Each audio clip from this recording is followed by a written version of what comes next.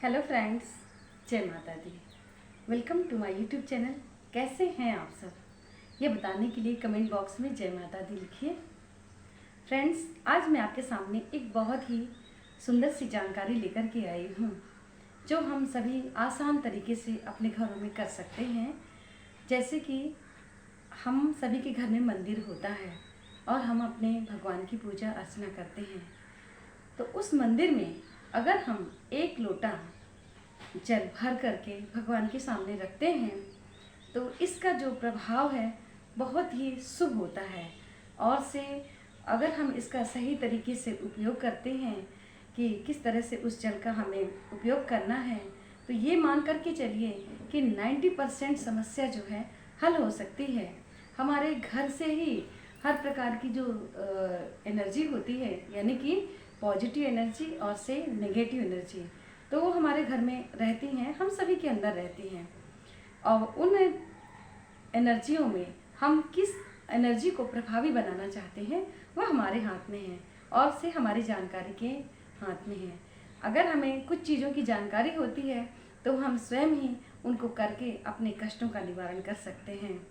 जैसे कि मैंने अभी आपको बताया कि हम अपने मंदिर में जहाँ हमारे भगवान हैं वहाँ पर एक तांबे के लोटा में जल भर करके रोज़ रखें, डेली रखें।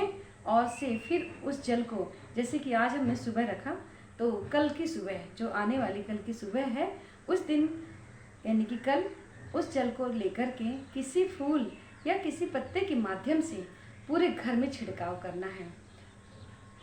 और से उसके बाद जो है अपनी जो चौखट है हमारे घर की, वहाँ पर भी उसका छिड़काव करना है। इस तरह से छिड़काव करने से क्या होगा कि हमारे घर की जो भी नकारात्मक शक्तियाँ हैं वह जो है अपने आप धराशायी होने लगती हैं। क्योंकि जो जल हमने प्रभु के सामने रखा था तो वह जल पूरी तरह से रिचार्ज हो जाता है, ऊर्जा युक्त हो जाता है, सकारात्मक ऊर्जा से भर जाता है। और से जब हम उस जल का छिड़काव अपने घर में करते हैं उस समय हमारे घर की जो भी नेगेटिव नकारात्मक शक्ति होती है वह धराशायी होने लगती है और से जो सकारात्मक शक्ति है वह प्रभावशाली बन जाती है। और से जो जल बच जाए तो उसे अपने गमले में किसी भी पौधे में हम डाल सकते हैं। तो इस तरह से इस जल का हम उपयोग कर सकते हैं, क्योंकि कहते हैं कि भगवान के कनेक्शन में आने से, ईश्वर के साथ संपर्क होने से हमारी जो एनर्जी है वह बढ़ जाती है, हमारा पावर बढ़ जाता है। तो इसी प्रकार से अगर हम उस लोटा में जल भर करके रखते हैं तो वह जो जल है बहुत ही प्रभावशाली और से ऊर्जावान बन जाता है, सकारात्मक शक्तियों से परिपूर्ण हो जाता है। तो उस जल का जब छिड़काव हम अपने पूरे घर में करते हैं तो हमारे घर की नेगेटिव एनर्जी समाप्त होने लगती है और धीरे धीरे हमारे घर में जो भी हमारे बिगड़े हुए कार्य हैं वह बनने लगते हैं। अपने आप उनके बनने की जो शुरुआत है वह होने लगती है। और से जो हमारे घर में है तो सुख समृद्धि का वातावरण बनता है, आपस में प्रेम बनता है। जो भी कष्ट होते हैं, दुख होते हैं, रोग होते हैं, उनका अपने आप धीरे धीरे से निवारण होने लगता है।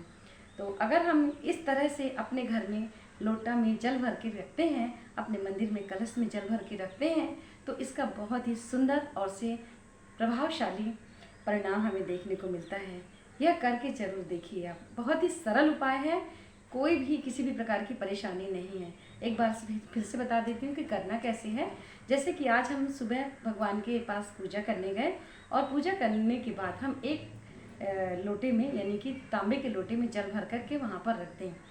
और से दूसरे दिन यानी कि कल जब हम सुबह फिर से पूजा करने जाएं भगवान के पास, उस समय उस लोटे का जल लेकर के किसी फूल के माध्यम से पूरे घर में छिड़काव करना है और से अपनी चौखट में भी छिड़काव करना है।